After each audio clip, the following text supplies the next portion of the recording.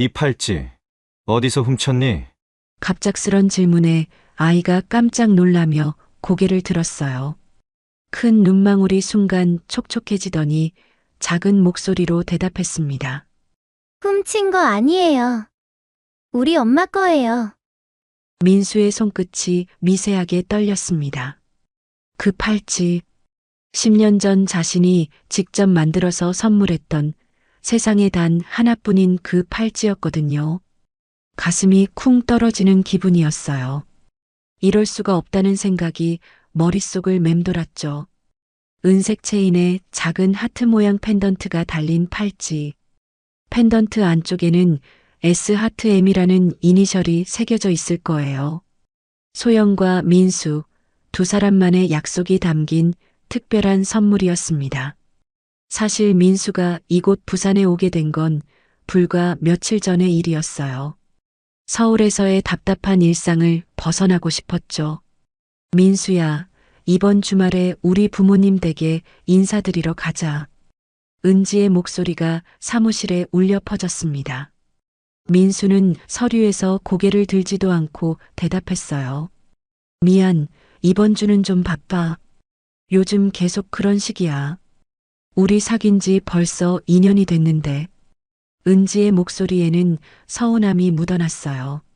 하지만 민수는 여전히 차갑게 반응했습니다. 민수 자신도 알고 있었어요. 은지에게 진심이 없다는 걸. 그녀는 똑똑하고 능력 있는 여자였지만 가슴 뛰는 설렘은 없었죠.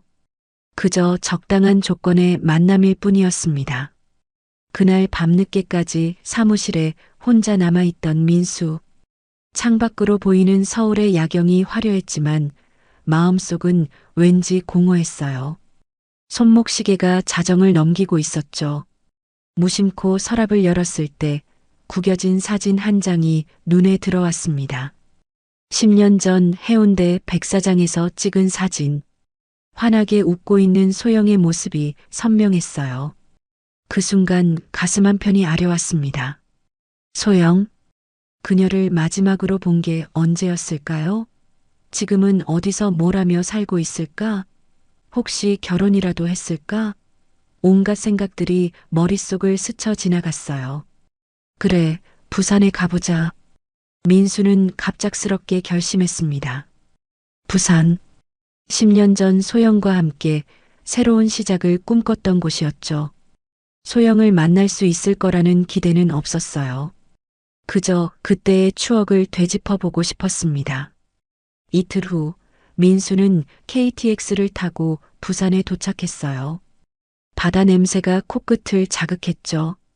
10년 만에 맞는 익숙한 냄새였습니다. 혼자서 해운대를 걸었어요. 예전에 소영과 손잡고 걸었던 그 길. 하지만 이제는 관광객들과 상인들로 가득했죠. 모든 게 변해 있었습니다. 호텔 체크인을 마친 후 민수는 천천히 거리를 걸었어요. 10년 전 소영과 함께 걸어보려고 했던 그 길들을 혼자 걸어보고 있었죠. 옛 추억을 되짚어보는 시간이었습니다. 저녁 무렵 배가 고파서 들어간 작은 떡볶이집. 소영이네 떡볶이라는 간판이 눈에 들어왔어요. 그냥 흔한 이름이겠거니 했죠. 설마 그 소영일 거라고는 상상도 못했습니다. 가게 안에는 초등학생쯤 되어 보이는 아이가 혼자 떡볶이를 먹고 있었어요. 맑은 눈동자가 인상적이었죠. 그런데 그 아이의 손목에 있던 팔찌를 보는 순간 우리 엄마 거예요. 아이의 대답이 민수의 귀에 다시 들려왔습니다. 심장이 미친 듯이 뛰었어요. 온몸에 전율이 흘렀죠. 이게 정말 현실일까요? 그 팔찌 좀 자세히 볼 수 있을까? 민수의 목소리가 떨렸습니다. 아이는 고개를 갸웃거리며 팔찌를 벗어서 내밀었어요. 펜던트를 뒤집자 S 하트 M이라는 이니셜이 선명하게 보였습니다. 의심의 여지가 없었어요. 자신이 직접 새겨 넣은 글자였거든요. 그 순간 민수는 깨달았습니다. 이 아이가 혹시 자신과 소영의 아이의 나이를 대충 계산해 보니 9살쯤 되어 보였어요. 시기가 딱 맞아떨어졌죠. 가슴이 터질 것 같았습니다. 10년 만에 마주한 운명적인 순간이었어요. 잠깐만, 이 팔찌 정말 예쁘다. 소영이 카페 쇼윈도에 진열된 액세서리를 바라보며 눈을 반짝였습니다. 민수는 그런 소영의 모습을 보며 미소를 지었어요. 28의 소영은 여전히 소녀 같은 순수함을 간직하고 있었죠. 사실 두 사람이 처음 만난 건 우연이었어요. 서울역 근처 작은 서점에서였죠. 소영이 아르바이트 하던 곳이었습니다. 민수는 아버지 회사 관련 서적을 찾으러 왔다가 계산대에서 환하게 웃고 있던 소영을 보고 한눈에 반했어요. 민수야, 나중에 돈 많이 벌면 저런 거 사줄 거야? 소영이 장난스럽게 물었습니다. 민수는 그녀의 손을 꼭 잡으며 진지하게 대답했어요. 저런 기성품 말고 세상에 하나뿐인 걸 만들어줄게. 그날 저녁 민수는 동대문 액세서리 도매상가를 뒤졌습니다. 소영만을 위한 특별한 팔찌를 만들고 싶었거든요. 은세공 기술자를 찾아가서 직접 도안을 그리고 제작을 의뢰했어요. 이니셜을 이렇게 새겨주세요. S 하트 M이요. 민수는 세심하게 디자인을 설명했습니다. 펜던트 겉면에는 작은 하트를, 안쪽에는 두 사람의 이니셜을 새겨 넣었어요. 일주일을 기다려서 받은 팔찌는 정말 완벽했습니다. 한강공원 벤치에 앉아있던 소영의 손목에 팔찌를 채워주던 그 순간 소영의 눈가가 촉촉해졌어요. 정말 예뻐. 고마워, 민수야. 그 후 두 사람은 서울 곳곳을 함께 다녔습니다.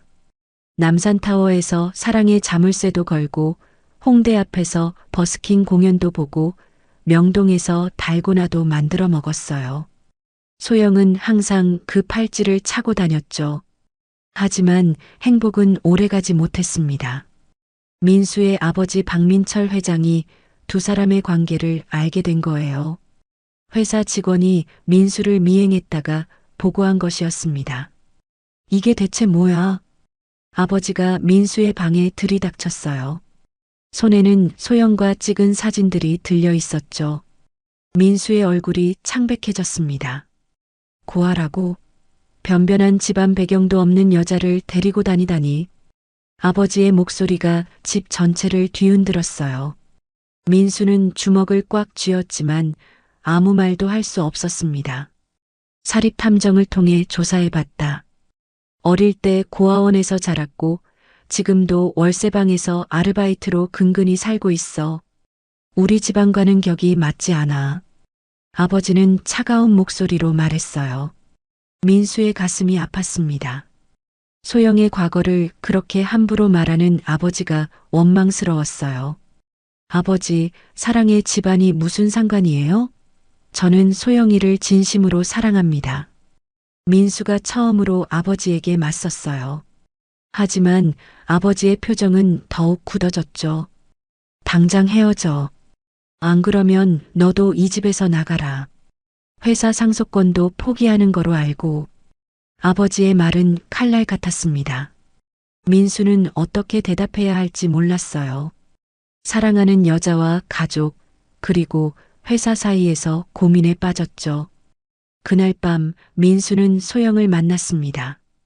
대학로의 작은 찻집에서였어요. 소영의 얼굴에는 불안함이 역력했습니다. 무슨 일이야? 얼굴이 안 좋아 보여. 민수는 모든 걸 털어놓았어요. 아버지의 반대, 협박, 그리고 자신의 고민까지. 소영의 얼굴이 점점 어두워졌습니다. 그냥 우리 헤어져. 소영이 조용히 말했어요. 민수가 깜짝 놀라며 그녀의 손을 잡았죠. 왜 그런 말을 해?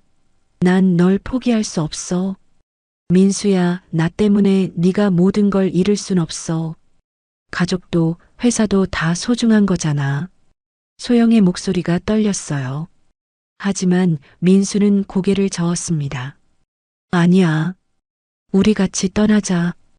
부산으로 가서 새로 시작하는 거야. 민수의 제안에 소영이 놀란 눈으로 바라봤어요. 정말, 정말 나 때문에 모든 걸 버릴 수 있어? 그래. 너 없는 성공은 의미가 없어. 우리 둘이 함께라면 어디서든 행복할 수 있을 거야. 민수는 소영의 손목에 있는 팔찌를 만지며 말했어요. 그 팔찌가 두 사람의 사랑을 증명하는 것 같았죠. 내일 새벽 6시에 서울역 광장에서 만나자. KTX 첫 차 타고 부산으로 가는 거야. 민수는 이미 모든 계획을 세워놓고 있었어요. 부산에서 작은 사업을 시작할 생각이었습니다. 찻집을 나서며 두 사람은 오랫동안 포옹했어요. 내일이면 새로운 인생이 시작될 거라는 설렘과 동시에 불안함도 있었죠. 하지만 사랑하는 사람과 함께라면 무엇이든 할 수 있을 것 같았습니다. 그날 밤 민수는 짐을 챙겼어요. 많이 가져갈 순 없었지만 소영과의 추억이 담긴 물건들은 꼭 챙겼죠. 소영도 자신의 작은 원룸에서 필요한 것들만 가방에 넣었습니다. 새벽 5시, 민수는 눈을 떴어요. 오늘이 인생이 바뀌는 날이라는 걸 알고 있었죠. 가슴이 두근거렸습니다. 1시간 후면 소영과 만나서 새로운 삶을 시작하게 될 거였어요. 하지만 운명은 두 사람에게 잔혹한 시련을 준비하고 있었습니다.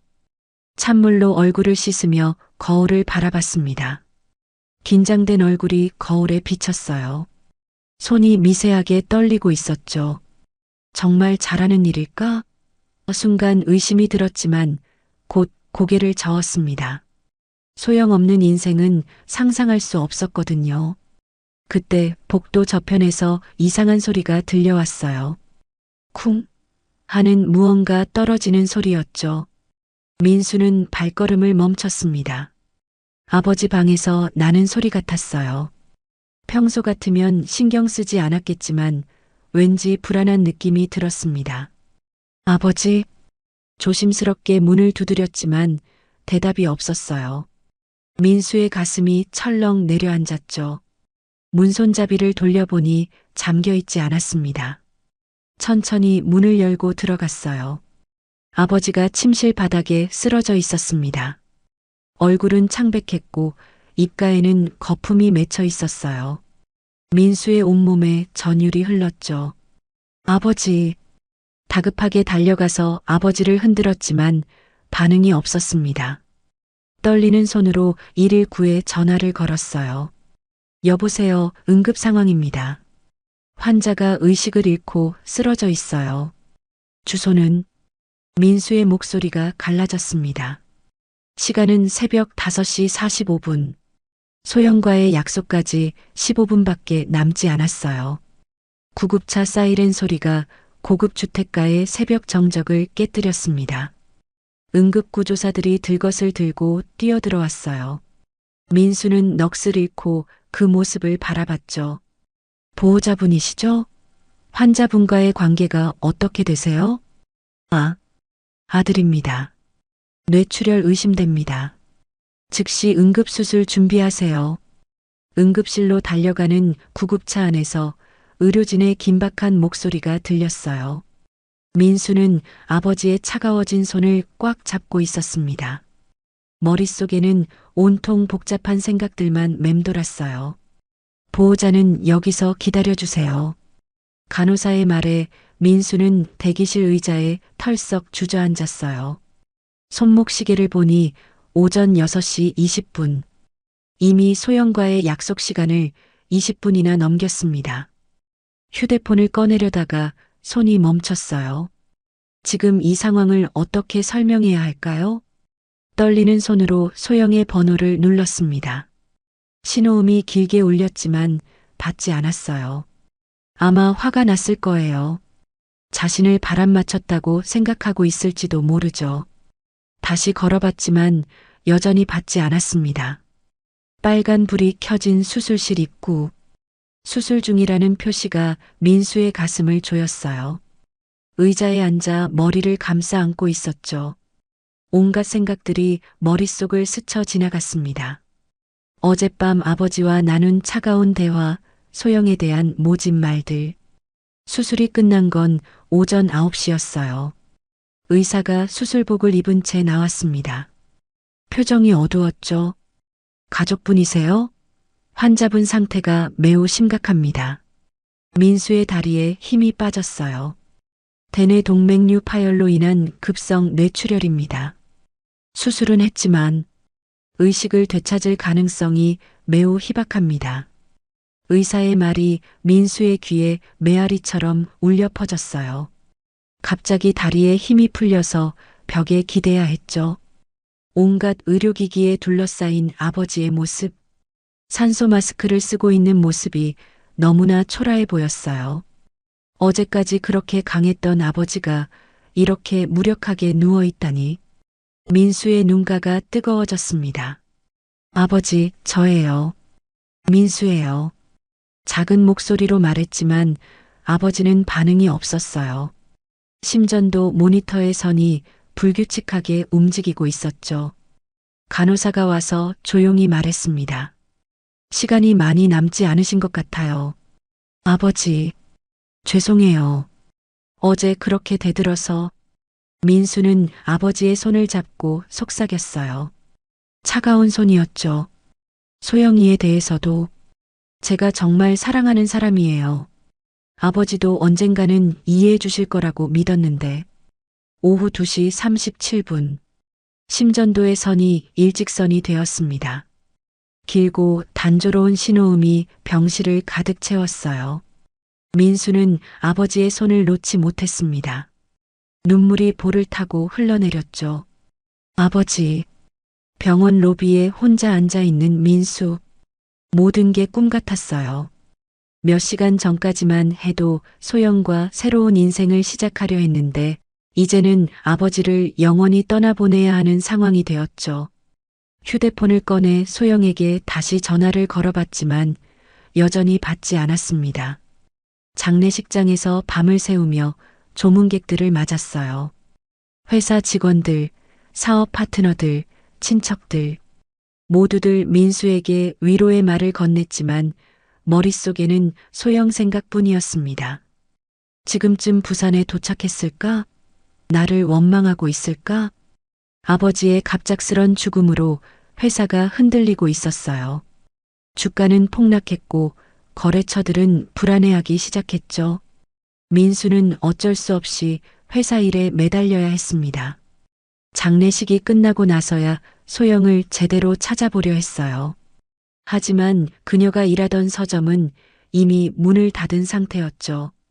원룸 주인에게 물어보니 월세를 밀리고 짐을 빼서 어디로 갔는지 모른다고 했습니다.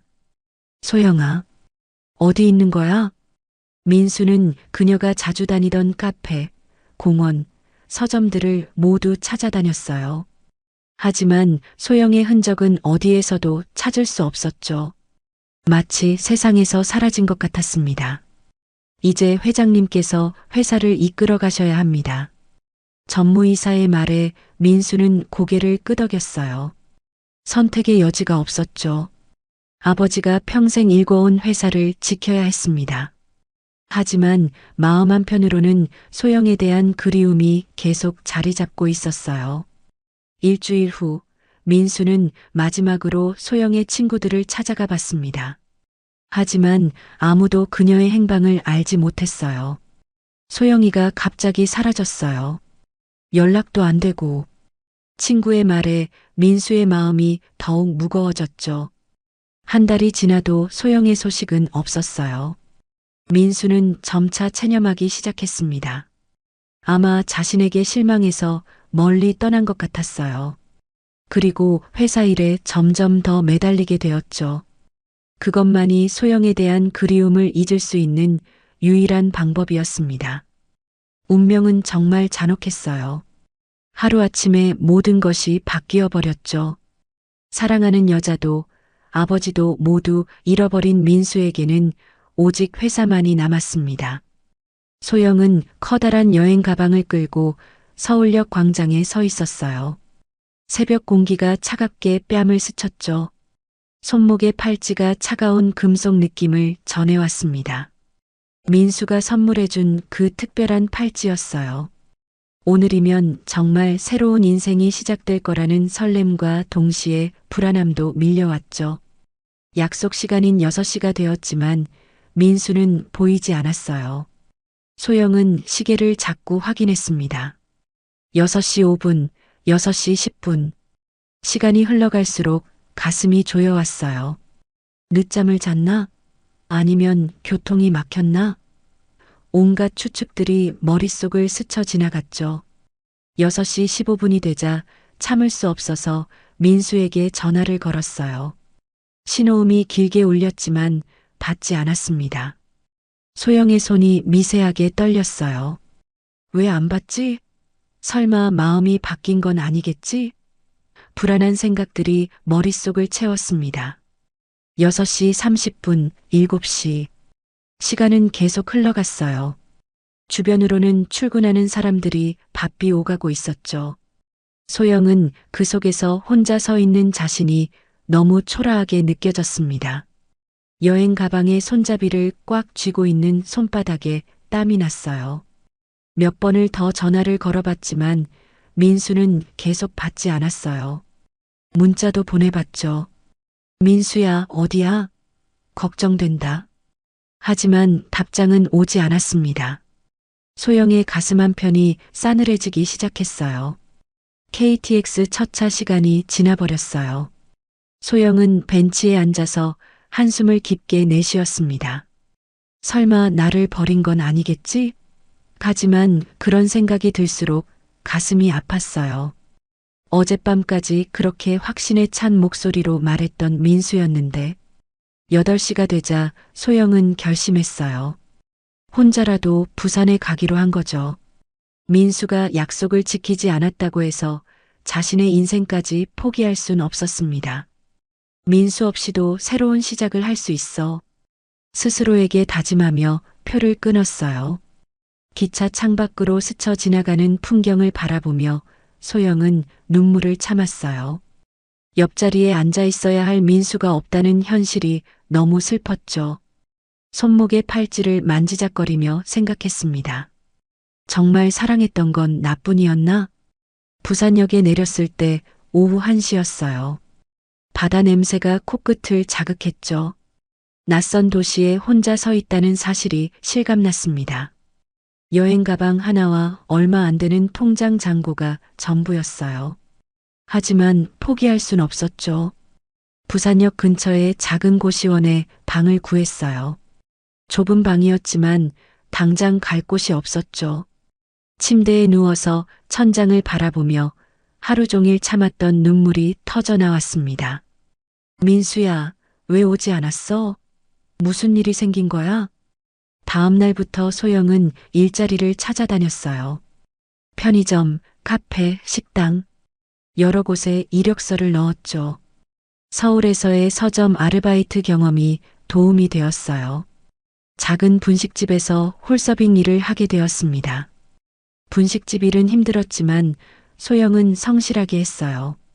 새벽부터 밤늦게까지 일하며 하루하루를 버텼죠. 일에 집중하고 있을 때만큼은 민수 생각이 잠시 사라졌습니다.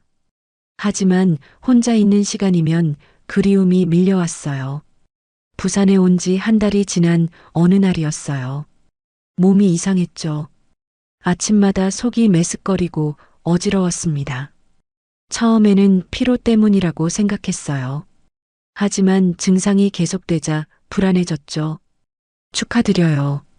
임신 6주차예요. 의사의 말에 소영은 머리가 하얘졌어요. 임신? 민수의 아이를? 진료실 의자에 앉아 있는 것도 힘들 정도로 충격이 컸죠. 손이 떨려서 초음파 사진을 제대로 잡을 수도 없었습니다. 병원을 나와서도 한참을 멍하니 서 있었어요. 뱃속에 민수의 아이가 있다는 게 믿어지지 않았죠. 기쁨과 절망이 동시에 밀려왔습니다. 이제 어떻게 하지? 민수에게 말해야 할까? 일주일을 고민한 끝에 소영은 결심했어요. 민수에게 임신 사실을 알리기로 한 거죠. 아무리 자신을 버렸다고 해도 아이 아버지로서 알 권리는 있다고 생각했습니다. 부산에서 서울로 올라가는 기차표를 끊었어요. 민수네 집 앞에 도착했을 때는 저녁 시간이었어요. 대문 앞에서 한참을 망설였죠. 어떻게 말하지? 화를 낼까? 온갖 생각이 머릿속을 스쳐 지나갔습니다. 용기를 내서 초인종을 누르려던 순간이었어요. 집 앞 정원에서 민수가 나오고 있었어요. 하지만 혼자가 아니었죠. 예쁘게 차려입은 여자가 그의 팔짱을 끼고 있었습니다. 두 사람은 웃으며 이야기하고 있었어요. 소영의 다리에 힘이 빠졌습니다. 민수야, 오늘 정말 즐거웠어. 그 여자의 목소리가 선명하게 들렸어요. 민수도 웃으며 대답했죠. 나도 그래. 다음에 또 만나자. 소영은 숨이 막혔습니다. 가슴이 찢어지는 것 같았어요. 담장 뒤에 숨어서 두 사람을 지켜봤어요. 민수는 그 여자를 차에 태워주고 있었죠. 다정한 모습이었습니다. 소영의 눈에서 눈물이 쏟아져 내렸어요. 나를 기다리며 혼자 아파하고 있을 거라고 생각했는데 더 이상 볼 수 없었어요. 소영은 뒤돌아서 걸었습니다. 발걸음이 무거웠죠. 뱃속의 아이를 생각하며 스스로 다짐했어요. 혼자서도 잘 키울 수 있어. 민수 없이도 살 수 있어. 서울역으로 향하는 발걸음이 처량했어요. 손으로 배를 감싸며 속삭였죠. 괜찮아, 우리. 엄마가 혼자서도 잘 키워줄게. 목소리가 떨렸지만 의지는 확고했습니다. 다시 부산으로 가는 기차 안에서 소영은 결심을 굳혔어요. 민수에게는 절대 연락하지 않기로 했죠. 그가 새로운 사람과 행복하다면 방해하고 싶지 않았습니다. 아이는 자신이 혼자 키우겠다고 다짐했어요. 부산에 도착해서 소영은 새로운 계획을 세웠어요. 아이를 위해서 더 안정적인 일자리를 찾아야 했죠. 출산까지 6개월, 그동안 돈을 모아서 아이를 키울 준비를 해야 했습니다. 그날 밤 작은 고시원에서 소영은 팔찌를 바라봤어요. 민수가 새겨넣은 S 하트 M 글자가 달빛에 반짝였죠. 잠시 망설이다가 팔찌를 벗어서 서랍 깊숙이 넣었습니다. 이제는 과거를 정리할 때였어요. 소영은 혼자서 아이를 낳았어요. 작고 예쁜 딸이었죠. 민수를 닮은 눈매를 보며 가슴이 아팠지만 동시에 행복했습니다. 다은이라고 이름을 지어줬어요. 편안할 다, 은혜로울 은. 이 아이만큼은 편안하고 행복하게 키우고 싶다는 마음을 담았죠. 그렇게 10년이 흘렀습니다. 소영은 다은이와 함께 부산에서 새로운 인생을 살았어요. 힘들었지만 후회하지 않았죠. 아이 때문에 민수에 대한 그리움도 점차 잊혀져 갔습니다. 하지만 가끔 밤에 혼자 있을 때면 여전히 그가 그리웠어요. 운명은 정말 예측할 수 없는 것 같았습니다. 사랑했던 사람의 배신으로 상처받았지만 그 덕분에 소중한 딸을 얻었죠. 소영은 다은이를 키우며 진정한 사랑이 무엇인지 깨달았습니다. 아버지의 장례식이 끝나고 민수는 회사 재건에 모든 것을 걸었어요. 매일 새벽 5시에 일어나서 밤 12시가 넘어서야 집에 돌아오는 생활이 계속되었죠. 사무실 책상 위에는 쌓인 서류들이 산더미 같았습니다. 주가 폭락으로 위기에 빠진 회사를 살리기 위해 하루도 쉴 수 없었어요. 아버지의 갑작스런 죽음으로 주요 거래처들이 계약을 취소하기 시작했어요. 회사 회의실에서 열린 긴급 임원회의는 연일 계속되었죠. 회장님, 이대로 가면 3개월 안에 회사가 망합니다. 재무 담당 상무의 어두운 표정을 보며 민수는 주먹을 꽉 쥐었어요. 절대 아버지가 일군 회사를 망하게 할 순 없었습니다. 민수는 거의 사무실에서 살다시피 했어요. 소파에서 쪽잠을 자고 컵라면으로 끼니를 때우는 날들이 이어졌죠. 거울에 비친 자신의 모습은 말이 아니었습니다. 수염은 거칠게 자라있고 눈에는 다크서클이 깊게 패여 있었어요. 그런 힘든 시간에도 소영 생각은 멈추지 않았어요. 특히 밤늦게 혼자 있을 때면 더욱 간절했죠. 책상 서랍에 넣어둔 소영과의 사진을 꺼내보곤 했습니다. 지금 어디서 뭘 하고 있을까? 나를 미워하고 있을까? 그런 생각들이 가슴을 아프게 했어요. 2년간의 노력 끝에 회사는 서서히 안정을 찾기 시작했어요. 민수의 뛰어난 경영 능력과 새로운 사업 아이디어들이 효과를 발휘한 거죠. 주가도 다시 오르기 시작했고 새로운 거래처들과의 계약도 성사되었습니다. 그때 민수 앞에 나타난 사람이 강은지였어요. 아버지가 운영하는 투자회사를 통해 민수의 회사에 투자를 제안하러 온 거였죠. 검은색 정장을 말끔하게 차려입은 그녀는 첫 인상부터 강렬했습니다. 박 회장님, 저희가 제안하는 투자 조건을 검토해 보시겠어요? 은지는 처음부터 민수에게 관심을 보였어요. 비즈니스 미팅이 끝난 후에도 커피를 마시자고 제안했죠. 회장님, 같은 분과 일해보고 싶어요. 정말 대단하세요.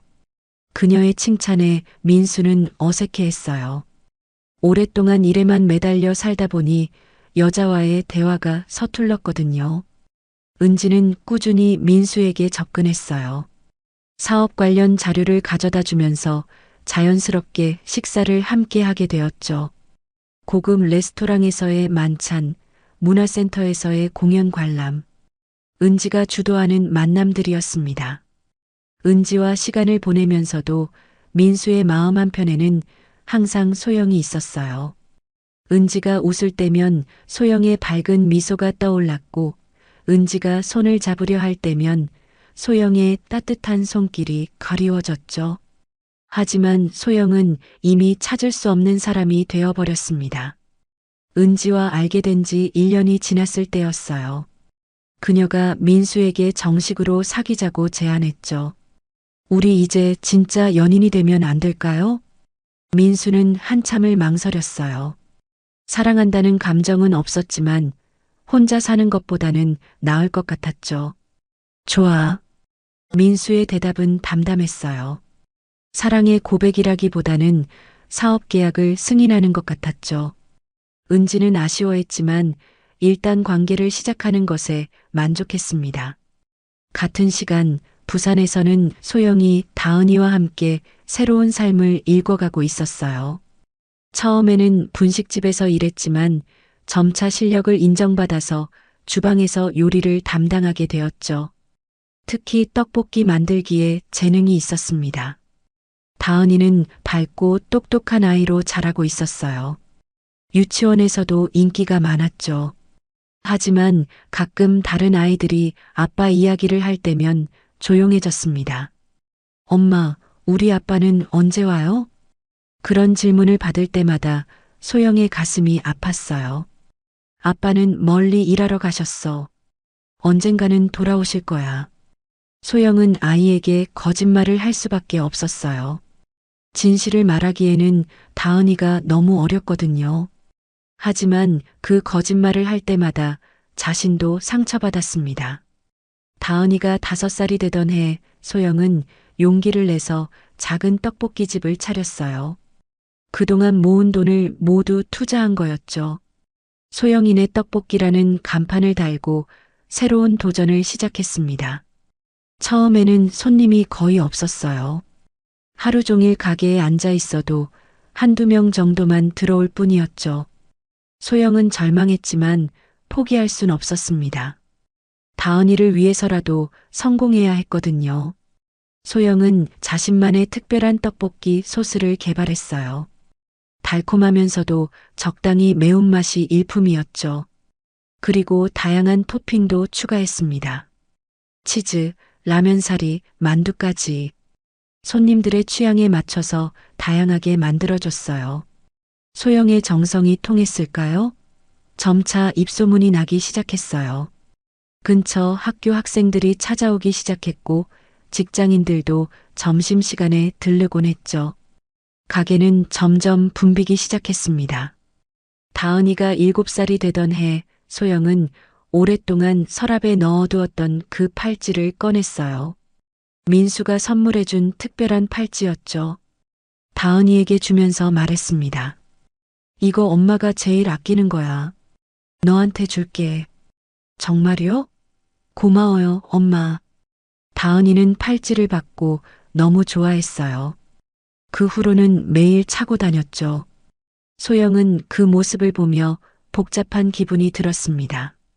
민수에 대한 마지막 연결고리를 딸에게 넘겨준 것 같았거든요. 서울에서 민수와 은지의 관계는 계속되고 있었어요. 하지만 깊은 사랑이라기보다는 서로에게 필요한 존재 정도였죠. 은지는 성공한 남자와의 관계를, 민수는 외로움을 달래줄 사람을 원했습니다. 사귄 지 2년이 되자 은지가 결혼 이야기를 꺼내기 시작했어요. 민수야, 우리 언제 결혼할까? 하지만 민수는 매번 애매하게 대답했죠. 결혼이라는 단어가 나올 때마다 소영 생각이 더욱 간절해졌거든요. 회사는 날로 발전했고 돈도 많이 벌었지만 민수는 여전히 외로웠어요. 고급 아파트에서 혼자 보내는 저녁 시간들이 더욱 쓸쓸했죠. 가끔 술을 마시며 소영에게 전화를 걸고 싶은 충동을 느꼈지만 번호가 바뀌었을 것을 알고 있었습니다. 반면 부산에서 소영과 다은이는 소박하지만 행복한 나날을 보내고 있었어요. 저녁이면 가게 문을 닫고 함께 바닷가를 산책했죠. 다은이가 모래사장에서 뛰어노는 모습을 보며 소영은 미소를 지었습니다. 엄마, 이 팔찌 정말 예쁘죠? 다은이가 손목에 팔찌를 자랑하며 말했어요. 소영은 쓸쓸한 미소를 지으며 대답했죠. 그래, 정말 예뻐. 엄마가 제일 소중히 여기던 거거든. 그렇게 10년이라는 긴 세월이 흘렀습니다. 서울의 민수는 성공한 기업인이 되었지만 마음의 공허함은 채워지지 않았어요. 부산의 소영은 비록 부유하지는 않았지만 딸과 함께하는 소소한 행복을 누리고 있었죠. 두 사람 모두 상대방을 잊으려 노력했지만 완전히 지울 수는 없었어요. 마음 한구석에는 여전히 서로에 대한 그리움이 자리 잡고 있었죠. 그리고 운명은 다시 한번 이들을 만나게 할 계획을 세우고 있었습니다. 10년이라는 세월 동안 두 사람은 완전히 다른 삶을 살았지만 첫사랑의 아픈 기억은 여전히 가슴 깊이 남아 있었어요. 그리고 그들 사이에 소중한 연결고리인 다은이가 자라고 있었죠. 다은아, 엄마 잠깐 마트 다녀올게. 혼자 있어도 괜찮지? 소영이 앞치마를 벗으며 다은이에게 말했어요. 오후 3시 손님이 뜸한 시간이었죠. 다은이는 학교에서 돌아와 숙제를 하다가 배가 고파서 떡볶이를 끓여 먹고 있었습니다. 네, 엄마. 빨리 다녀오세요. 다은이의 대답에 소영은 안심하며 가게를 나섰어요. 같은 시각 민수는 부산 시내 한 호텔에 체크인을 마치고 있었어요. 여행 가방 하나만 들고 온 가벼운 여행이었죠. 은지에게는 일주일 정도 혼자만의 시간이 필요하다고 말해뒀습니다.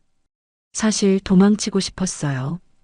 결혼 압박, 회사 일, 모든 것으로부터. 호텔에 짐을 풀고 민수는 무작정 거리로 나왔어요.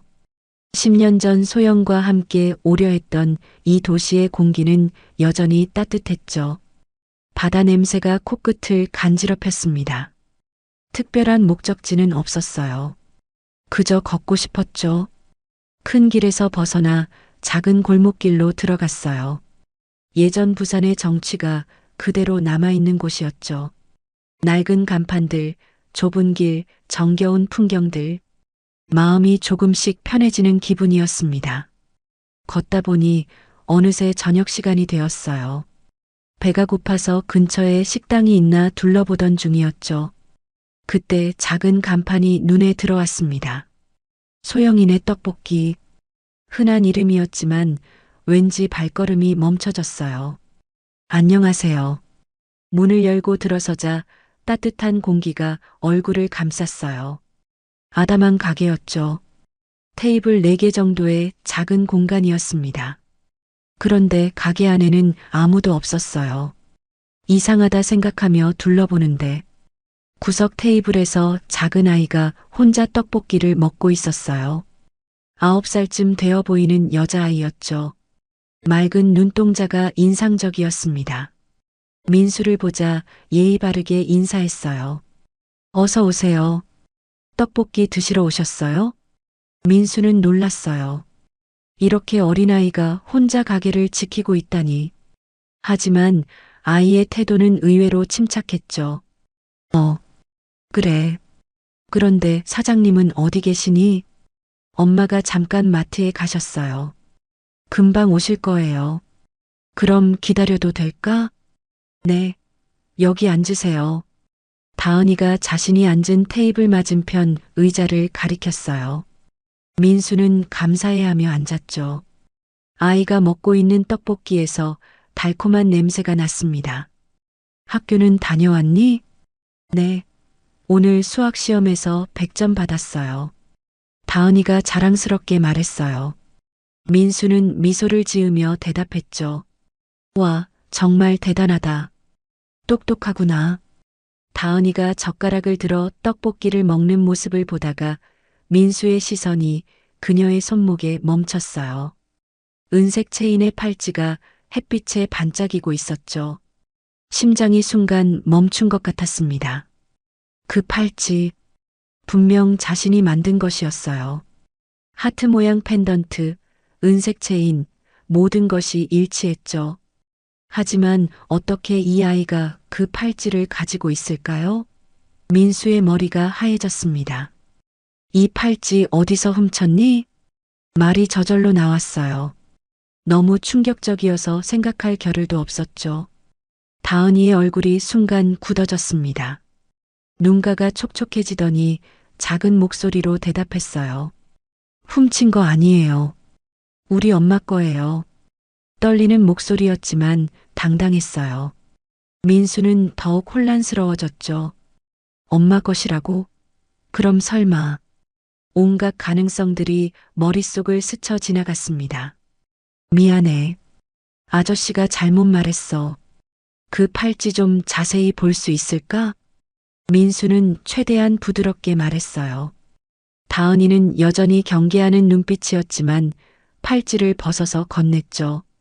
조심히 봐주세요. 엄마가 제일 소중한 거라고 했어요.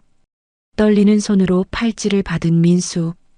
펜던트를 조심스럽게 뒤집었어요.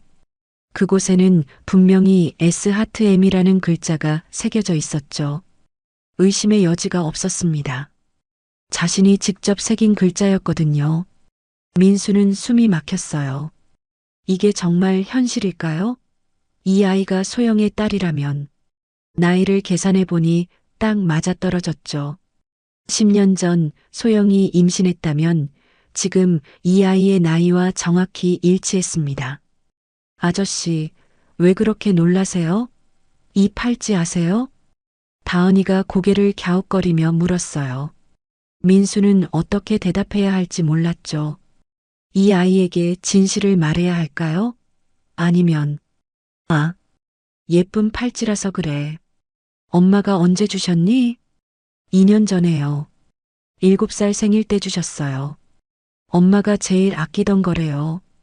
다은이의 대답에 민수의 가슴이 더욱 아팠어요. 소영이 자신과의 추억이 담긴 팔찌를 딸에게 줬다니. 엄마는 어떤 분이시니? 이름이 뭐야? 이소영이에요. 세상에서 제일 예쁘고 착한 엄마예요. 소영. 역시 그 소영이었어요. 민수의 눈가가 뜨거워졌습니다. 민수는 조심스럽게 물어봤어요. 그럼 아빠는? 다은이의 표정이 잠시 어두워졌어요. 아빠는 멀리 일하러 가셨어요. 언젠가는 돌아오신대요. 민수의 가슴이 찢어질 것 같았어요. 이 아이는 자신의 딸일 가능성이 높은데 아버지가 누군지도 모른 채 살고 있었던 거죠. 10년 동안 소영이 혼자 이 아이를 키워왔다는 사실이 충격으로 다가왔습니다. 아저씨도 떡볶이 드실래요? 우리 엄마가 만든 거 정말 맛있어요. 다은이가 천진하게 웃으며 제안했어요. 민수는 그 미소를 보며 소영의 모습을 떠올렸죠. 똑같은 미소였습니다. 그때 가게 문이 열리는 소리가 들렸어요. 민수의 심장이 미친 듯이 뛰기 시작했죠. 드디어 소영을 만나게 되는 순간이었습니다. 10년 만에 다은아, 엄마 왔어. 익숙한 목소리였어요. 민수는 팔찌를 다은이에게 돌려주며 몸을 돌렸습니다. 그리고 문 앞에 서 있는 여자를 봤죠. 10년이라는 세월이 흘렀지만 소영은 여전히 아름다웠어요. 약간 야위긴 했지만 예전의 그 맑은 눈동자는 그대로였죠. 하지만 민수를 보는 순간 소영의 얼굴이 창백해졌습니다. 두 사람은 말없이 서로를 바라봤어요. 시간이 멈춘 것 같았죠. 10년의 세월, 오해와 그리움, 모든 것이 이 순간에 압축되어 있었습니다. 다은이만 두 사람의 이상한 분위기를 눈치채지 못하고 있었어요. 운명은 결국 이들을 다시 만나게 했습니다. 하지만 이제 그들 사이에는 다은이라는 소중한 존재가 있었어요. 소영이 손에 들고 있던 장바구니가 바닥에 떨어졌어요. 우유팩이 굴러가고 달걀이 깨지는 소리가 났지만 아무도 신경 쓰지 않았죠. 두 사람은 그저 서로를 바라볼 뿐이었습니다. 10년이라는 세월이 한순간에 사라진 것 같았어요. 엄마, 이 아저씨가 떡볶이 드시러 오셨어요. 저랑 같이 기다렸어요. 다은이가 밝은 목소리로 말했어요. 하지만 엄마와 아저씨 사이에 이상한 분위기를 느꼈는지 목소리가 점점 작아졌죠. 두 어른의 표정이 너무 심각했거든요. 소영은 숨을 제대로 쉴 수 없었어요. 가슴이 터질 것 같았죠. 민수, 10년 만에 마주한 그 사람. 꿈에서도 그리워했던 사람이 지금 자신의 가게에 앉아 있다니. 다리에 힘이 풀려서 문틀을 잡고 있어야 했습니다. 민수 역시 마찬가지였어요. 소영, 그토록 찾아 헤맸던 여자가 바로 눈앞에 있었죠. 하지만 기쁨보다는 충격이 더 컸습니다. 그리고 다은이를 보며 확신했어요. 이 아이는 분명 자신의 딸이라고. 가게 안에 무거운 침묵이 흘렀어요. 시계 초침 소리만 들렸죠. 다은이는 엄마와 아저씨를 번갈아 보며 무슨 일인지 궁금해했습니다. 소영은 억지로 정신을 차렸어요. 다은이 앞에서 이상한 모습을 보일 수는 없었거든요. 떨리는 목소리로 말했습니다. 다은아, 방에 들어가서 숙제마저 해. 네. 근데 엄마. 얘야, 어른들 이야기가 있어. 방에서 놀고 있어. 소영의 목소리가 평소보다 엄했어요. 다은이는 무언가 이상하다는 걸 느꼈지만 엄마 말을 따랐죠. 방으로 들어가면서도 자꾸 뒤를 돌아봤습니다.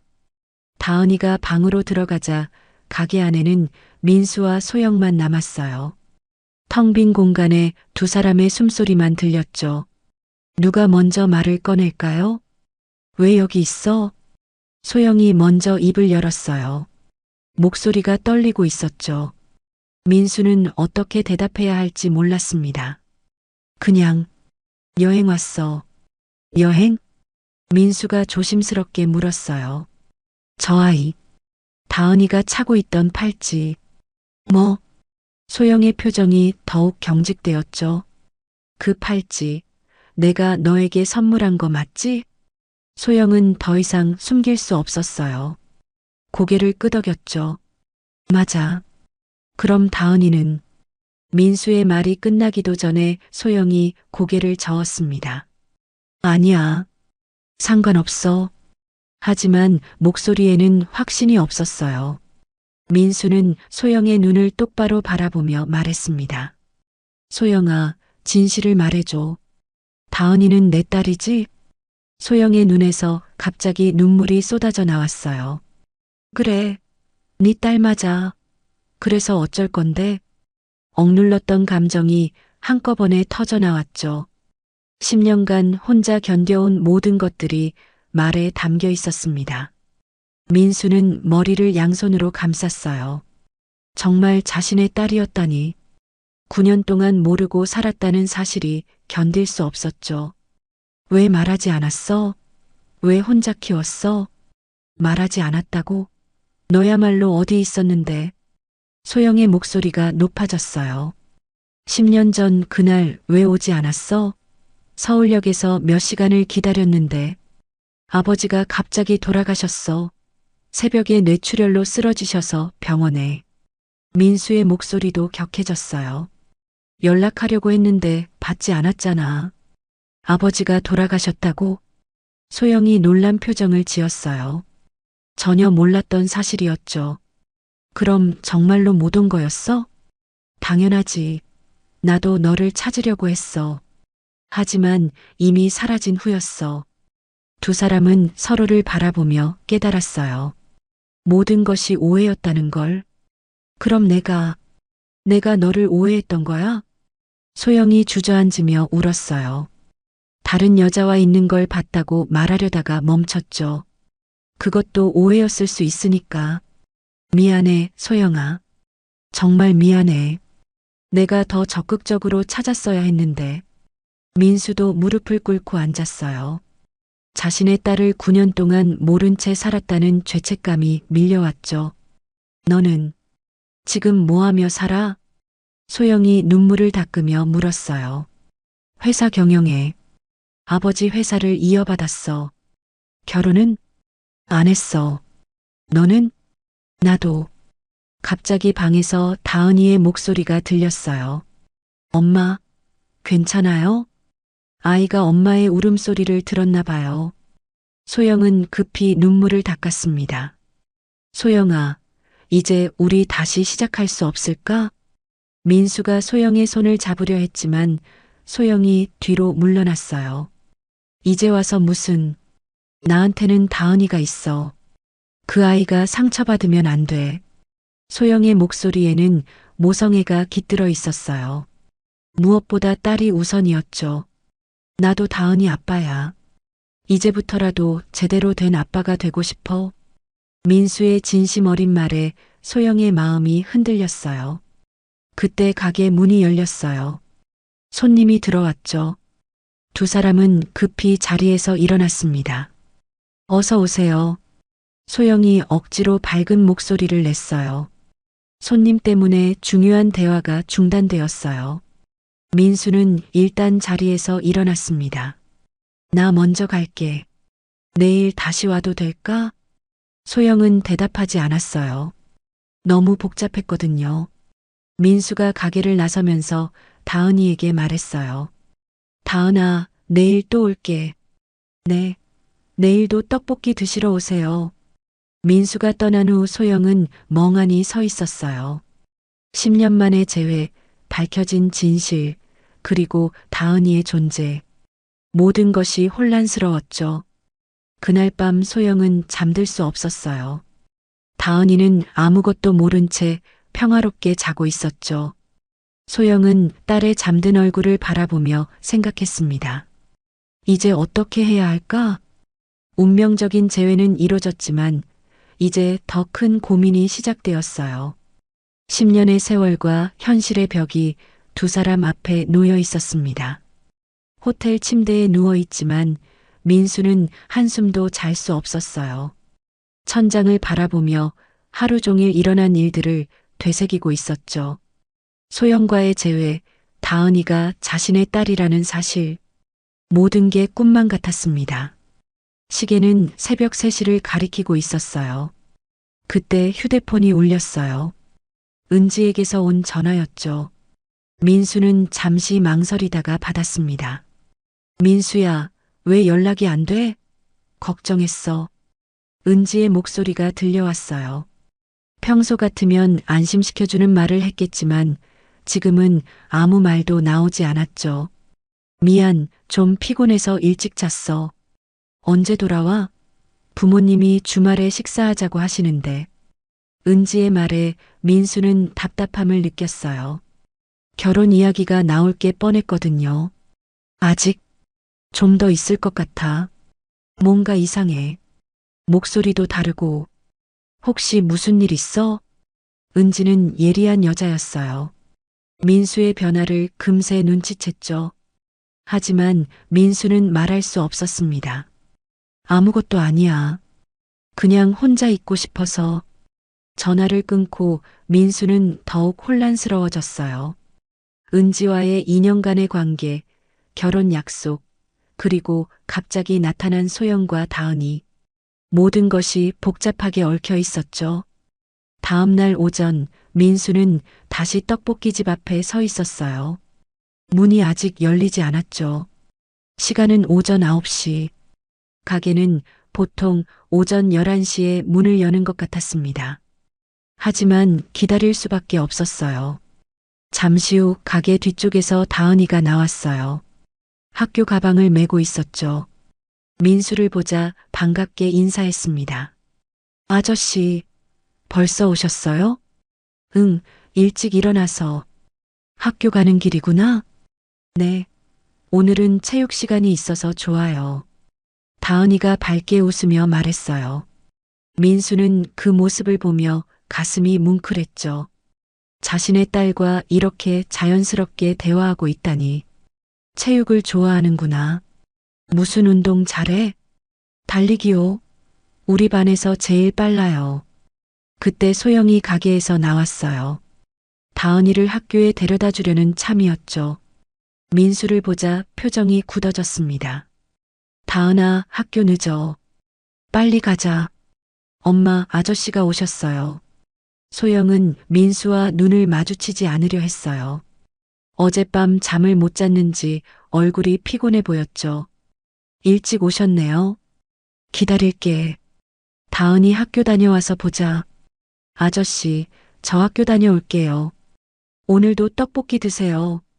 다은이가 손을 흔들며 학교로 향했어요. 민수는 그 뒷모습을 보며 뭉클함을 느꼈죠. 내 딸이 저렇게 밝게 자라고 있구나. 다은이가 떠나고 소영이 가게 문을 열었어요. 민수도 따라 들어갔죠. 어제보다는 침착해 보였지만 여전히 경계하는 눈빛이었습니다. 어젯밤 생각해봤어. 소영이 먼저 말을 꺼냈어요. 민수야, 우리가 다시 만난 건 기적 같은 일이야. 하지만 현실을 생각해봐. 소영의 목소리에는 깊은 고민이 담겨 있었어요. 너는 서울에서 큰 회사를 운영하고 있고 나는 여기서 작은 가게를 하며 살고 있어. 그런 게 중요해? 나는 너와 다은이와 함께 있고 싶어. 민수가 간절하게 말했어요. 하지만 소영은 고개를 저었죠. 쉽게 생각하지 마. 다은이한테는 아빠가 갑자기 나타났다고 해서 받아들일 수 있는 일이 아니야. 그 아이는 9년 동안 아빠 없이 살았어. 나는 아빠가 일하러 멀리 갔다고 말해왔고, 갑자기 진실을 말한다면 충격받을 거야. 소영의 말이 맞았어요. 민수도 그 점이 가장 걱정되었죠. 소영아, 사실 나도 복잡해. 서울에 돌아가야 할 사정이 있어. 소영의 표정이 단단해졌어요. 역시 그렇구나. 결혼한 거야? 아니야. 하지만 2년째 사귀고 있는 사람이 있어. 결혼을 생각하고 있었고, 소영은 웃음을 지었지만 쓸쓸해 보였어요. 그럼 돌아가. 그 사람이 기다리고 있을 텐데. 소영아, 나와 다은이는 지금까지처럼 잘 살 수 있어. 걱정하지 마. 민수는 머리를 감쌌어요. 정말 어떻게 해야 할지 모르겠었죠. 은지를 배신할 수는 없었지만 소영과 다은이를 포기할 수도 없었습니다. 시간을 좀 줘. 정리할 게 있어. 시간? 서울에 돌아가서 모든 걸 정리하고 올게. 일주일만. 민수야, 나는 기다리지 않을 거야. 10년 전처럼 또 기다렸다가 상처받고 싶지 않아. 소영의 말에는 단호함이 있었어요. 이번이 마지막이야. 정말 우리를 선택할 자신이 있을 때만 와. 알겠어. 꼭 돌아올게. 민수가 진지하게 말했어요. 하지만 소영은 믿지 않는 표정이었죠. 말만 하면 뭐해. 행동으로 보여줘. 오후에 학교에서 돌아온 다은이와 민수는 함께 시간을 보냈어요. 떡볶이를 먹으면서 이런저런 이야기를 나눴죠. 아저씨는 무슨 일 하세요? 회사를 운영해. 많은 사람들이 일하는 곳이야. 우와, 대단해요. 다은이와 이야기하면서 민수는 묘한 감정을 느꼈어요. 혈육의 정이라고 할까요? 이 아이가 자신의 딸이라는 게 믿어지지 않으면서도 자연스럽게 애정이 생겼죠. 다은아, 아저씨가 선물 하나 사줄까? 정말요? 뭘 사주실 건데요? 민수는 다은이를 데리고 근처 문구점에 갔어요. 다은이가 예쁜 필통을 고르자 바로 사줬죠. 고마워요, 아저씨. 이거 정말 예뻐요. 다은이의 밝은 미소를 보며 민수는 가슴이 뭉클했습니다. 그런 모습을 지켜보던 소영은 복잡한 마음이었어요. 다은이가 아버지와 친해지는 모습이 기쁘면서도 불안했죠.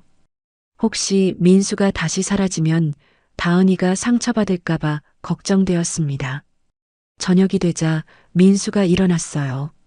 나 내일 서울로 돌아가야 해. 벌써요? 더 이따 가세요. 다은이가 아쉬워했어요. 일주일 후에 다시 올게. 그때까지 엄마 말 잘 듣고 있어.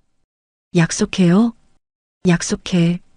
민수는 다은이와 새끼손가락을 걸었어요. 다은이가 방에 들어간 후 소영과 민수는 마지막 대화를 나눴어요. 정말 올 거야? 믿어줘, 소영아.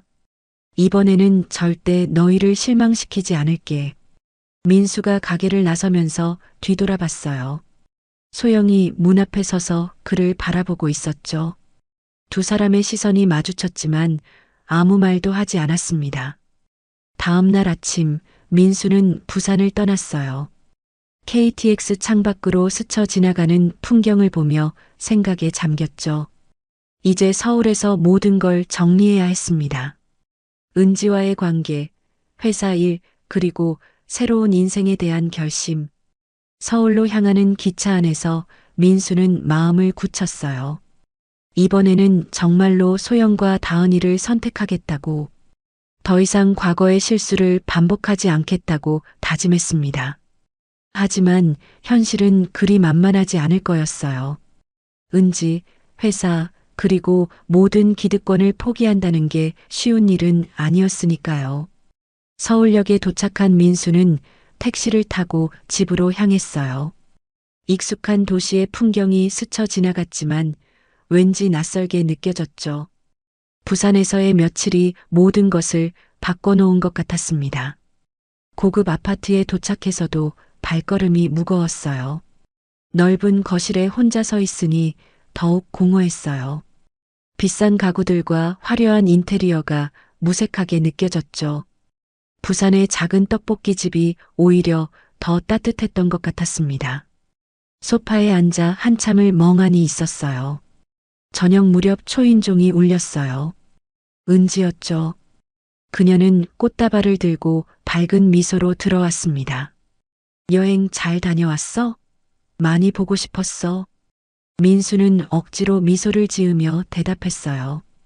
응, 잘 다녀왔어. 오늘 우리 부모님과 저녁 약속 있는 거 기억하지? 아빠가 특별한 이야기가 있다고 하시던데. 은지의 말에 민수의 가슴이 무거워졌어요. 아마 결혼 이야기일 거였죠. 하지만 지금 상황에서는 감당할 수 없었습니다. 미안, 오늘은 좀 피곤해서 다음에 만나면 안 될까? 은지의 표정이 서운해졌어요. 여행 다녀온 지 첫날인데 또 미루는 거야? 요즘 자꾸 이런 식이야. 혹시 나한테 숨기는 일 있어? 부산에서 무슨 일이 있었던 거야? 은지는 예리한 여자였어요. 민수의 변화를 금세 눈치챘죠. 하지만 민수는 아직 말할 준비가 되지 않았습니다. 아무것도 없어. 그냥 혼자 생각할 시간이 필요해. 생각할 시간? 우리 사귄 지 2년이야. 더 무슨 생각이 필요해? 은지의 목소리가 높아졌어요. 민수는 대답할 말이 없었죠. 일주일만 시간을 줘.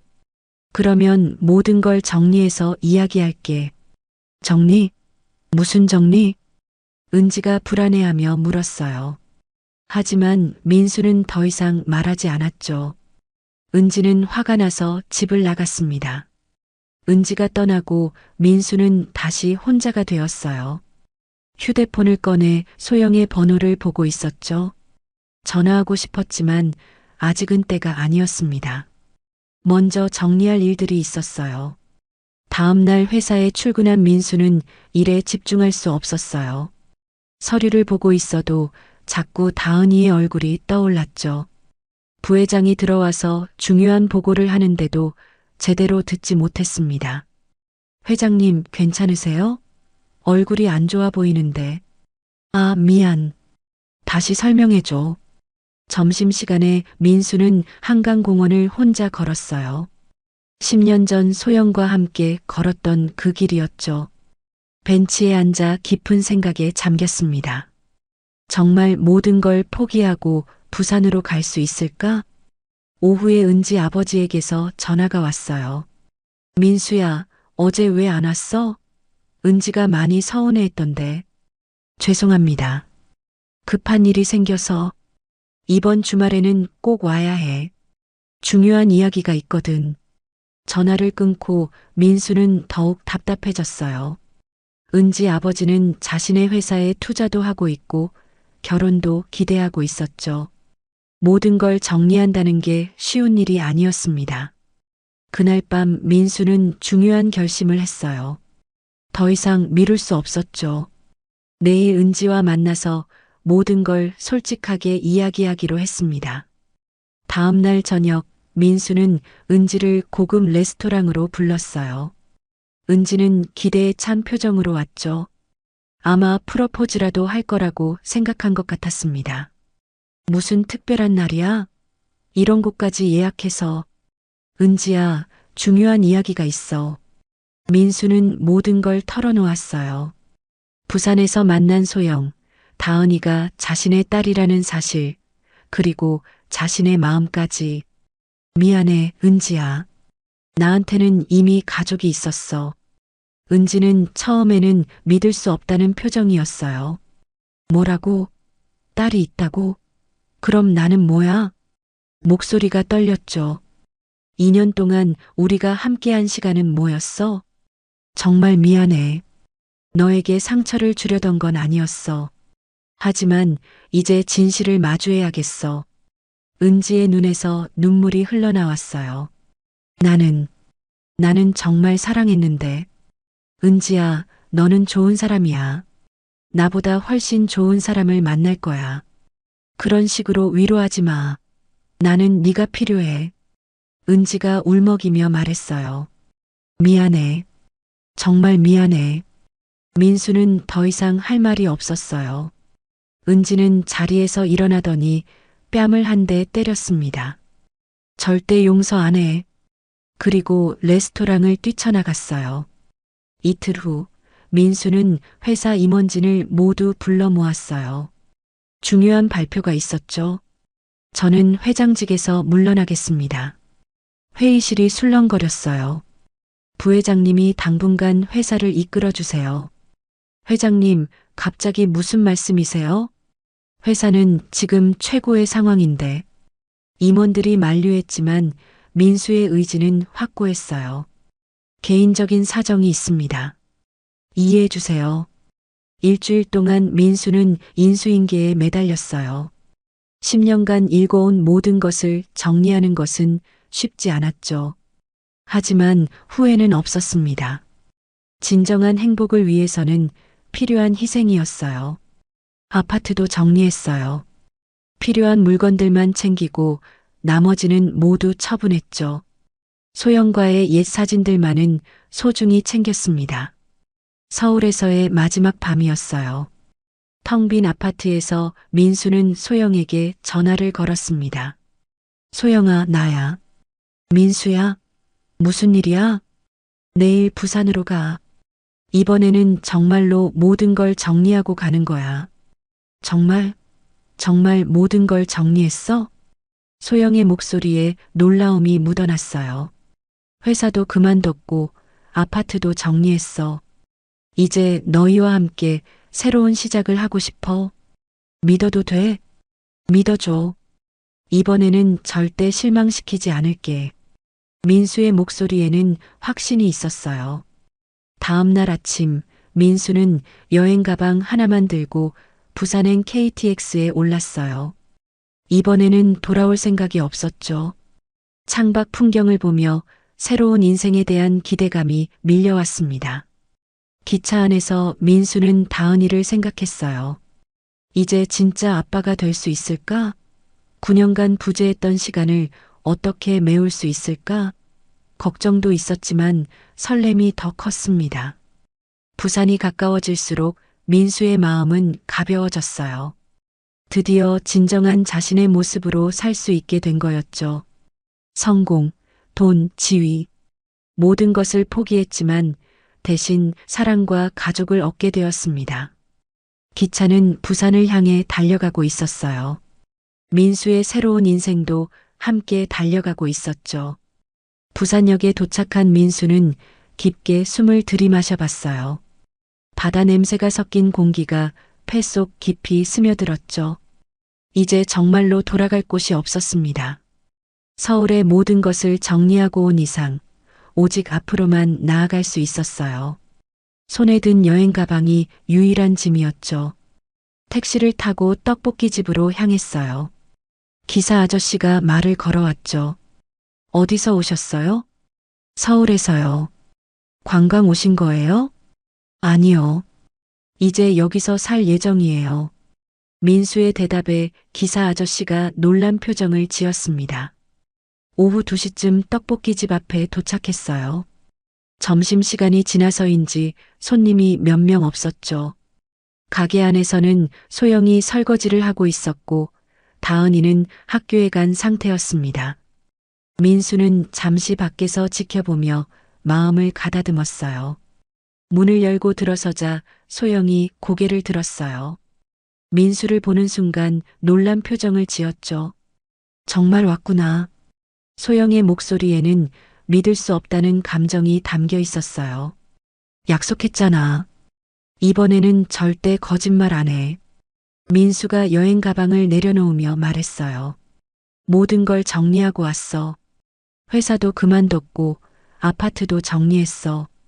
소영은 여전히 믿기 어렵다는 표정이었죠. 정말 그 큰 회사를 그만뒀다고? 너와 다은이가 더 소중해. 소영의 눈가가 촉촉해졌어요. 10년을 기다린 말이었죠. 바보야. 왜 이제 와서 늦었다는 걸 알아. 하지만 앞으로 남은 시간이라도 제대로 살고 싶어. 그때 학교에서 돌아온 다은이가 가게 문을 열고 들어왔어요. 엄마, 저 왔어요. 아저씨. 다은이가 민수를 보고 환하게 웃었죠. 약속 지키셨네요. 정말 왔어요. 민수는 다은이를 꼭 안아줬어요. 작은 몸에서 따뜻함이 전해져 왔죠. 이 아이가 자신의 딸이라는 게 아직도 신기했습니다. 다은아, 아저씨가 앞으로 계속 여기 있을 거야. 정말요? 매일 볼 수 있어요? 그럼 매일 보고 같이 놀고 같이 밥도 먹고. 소영이 다은이를 불렀어요. 다은아, 엄마가 중요한 이야기가 있어. 다은이가 고개를 갸웃거렸죠. 소영은 민수를 바라보며 눈빛으로 허락을 구했어요. 민수가 고개를 끄덕였습니다.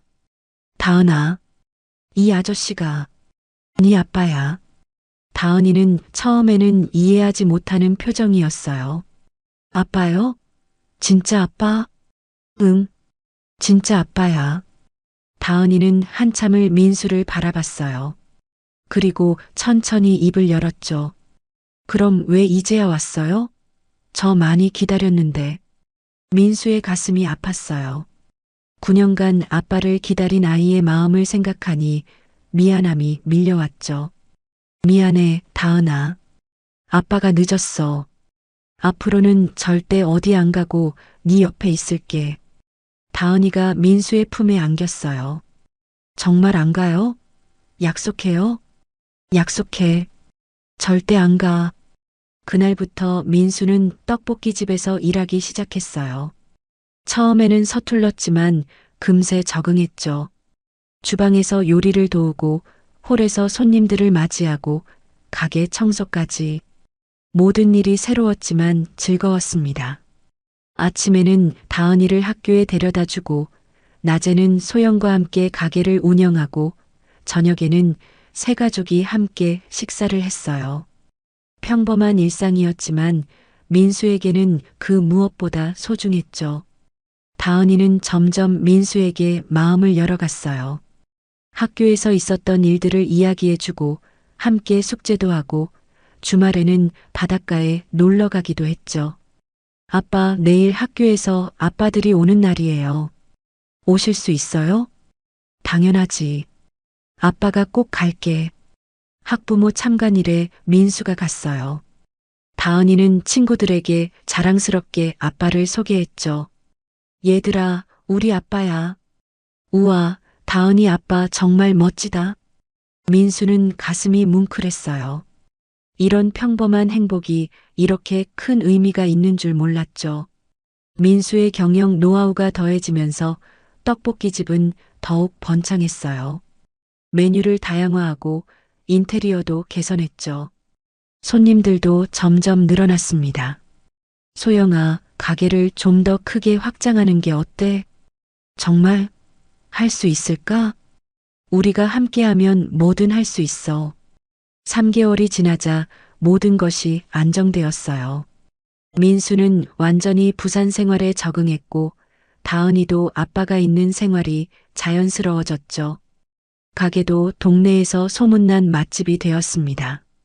어느 날 민수는 중요한 결심을 했어요. 소영에게 정식으로 결혼을 신청하기로 한 거였죠. 10년 전 못다한 그 약속을 이제야 지킬 수 있게 되었습니다. 일요일 저녁 민수는 소영과 다은이를 해변으로 데리고 갔어요. 노을이 아름답게 물들어가는 시간이었죠. 소영아, 다은아, 중요한 이야기가 있어. 민수가 무릎을 꿇고 반지를 꺼냈어요. 소영아, 10년 늦었지만 나와 결혼해줘. 이번에는 평생 네 곁에 있을게. 소영의 눈에서 눈물이 흘러내렸어요. 그래, 그래, 민수야. 소영이 고개를 끄덕이자 다은이가 박수를 쳤어요. 우와, 이제 진짜 가족이 되는 거예요? 그럼 우리는 이미 가족이야. 한 달 후 소박하지만 따뜻한 결혼식을 올렸어요. 부산의 작은 예식장에서 가족과 친구들만 모인 조촐한 결혼식이었죠.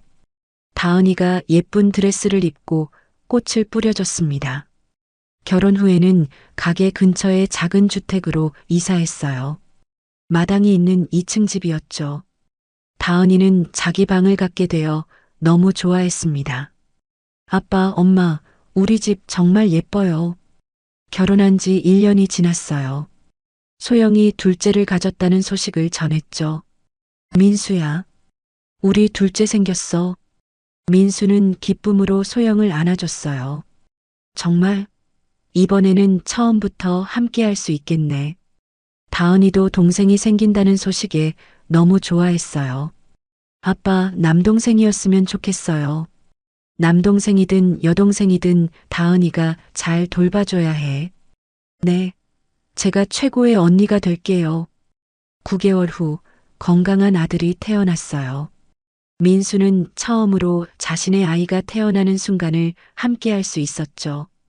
병원에서 아기를 안고 있는 소영을 보며 눈물이 났습니다. 고생했어, 소영아. 우리 아들 정말 예뻐. 이제 정말 완전한 가족이 되었어요. 다은이는 훌륭한 누나가 되었고 민수는 늦었지만 진정한 아빠가 되었죠. 가게도 더욱 번창해서 부산에서 유명한 맛집이 되었습니다. 어느 일요일 오후 온 가족이 바닷가에서 피크닉을 하고 있었어요. 다은이가 동생과 놀아주고 민수와 소영은 그 모습을 보며 미소 짓고 있었죠. 후회 안 해? 소영이 물었어요. 뭘? 이보다 더 행복할 수 있을까? 민수가 소영의 손을 잡으며 대답했죠. 저녁 노을이 바다를 황금빛으로 물들일 때 4명의 가족은 손을 잡고 모래사장을 걸었어요. 그들의 그림자가 길게 늘어져 있었죠. 10년 전의 아픈 이별과 오해는 이제 아름다운 추억의 한 페이지가 되었습니다. 아빠, 우리 영원히 함께 있을 거죠? 다은이가 민수의 손을 꼭 잡으며 물었어요. 그럼 영원히 함께 있을 거야. 민수의 확신에 찬 대답이 바닷바람에 실려 퍼져나갔어요. 이제 더 이상 이별은 없었습니다. 오직 사랑과 행복만이 그들의 미래를 기다리고 있었죠. 진정한 사랑은 시간과 시련을 이겨내고 결국 빛을 발하는 것 같았어요. 민수와 소영, 그리고 아이들의 행복한 웃음소리가 부산 바다에 영원히 울려 퍼질 것만 같았습니다. 오늘 이야기 어떠셨나요? 이야기가 재밌으셨다면 구독과 좋아요 부탁드려요. 그리고 지금 이 순간 어디서 무엇을 하며 들어주고 계신지 댓글로 나눠주세요. 여러분의 이야기도 궁금하거든요. 여러분 가정에 따뜻한 행복이 가득하시길 바라며 오늘도 시청해주셔서 감사합니다.